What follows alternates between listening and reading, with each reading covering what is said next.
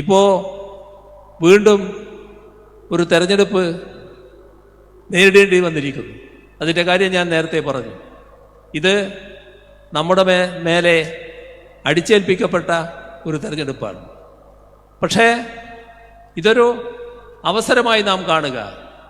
എല്ലാ അവസരവാദ നിലപാടുകൾക്കുമെതിരെ തത്വാധിഷ്ഠിത നിലപാട് സ്വീകരിച്ച് കേരളത്തെ ശരിയായ ദിശയിൽ മുന്നോട്ട് കൊണ്ടുപോകുന്നതിന് കരുത്തു പകരുക.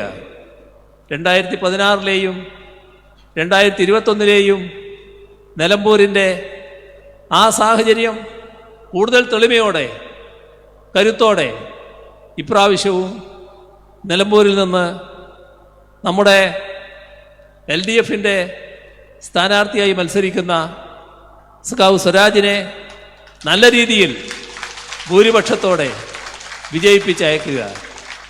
ഏത് സ്ഥാനവും വഹിക്കാൻ സർവദാ യോഗ്യനായിട്ടുള്ള ഒരു സ്ഥാനാർത്ഥിയാണ് ഇവിടെ ഞങ്ങൾ അവതരിപ്പിച്ചിട്ടുള്ളത് എന്നത് എല്ലാവരും സമ്മതിക്കുന്ന കാര്യമാണ്. നല്ല നിർമ്മലമായ അന്തരീക്ഷം നമ്മുടെ കേരളത്തിന് ഉണ്ടാകുന്നതിന് സ്വരാജിനെ പോലുള്ളവരുടെ സാന്നിധ്യം നിയമസഭയിൽ ആവശ്യമാണ്. ഞാൻ നേരത്തെ പറഞ്ഞത് വീണ്ടും ആവർത്തിക്കുന്നു. ഞങ്ങൾ കാത്തിരിക്കുന്നു നിങ്ങൾ സ്വരാജിനെ വിജയിപ്പിച്ച് നിയമസഭയിലേക്ക് അയക്കുക എന്ന് മാത്രം പറഞ്ഞുകൊണ്ട് ഈ പരിപാടി ഉദ്ഘാടനം അറിയിച്ചുകൊണ്ട് അവസാനിപ്പിക്കുന്നു.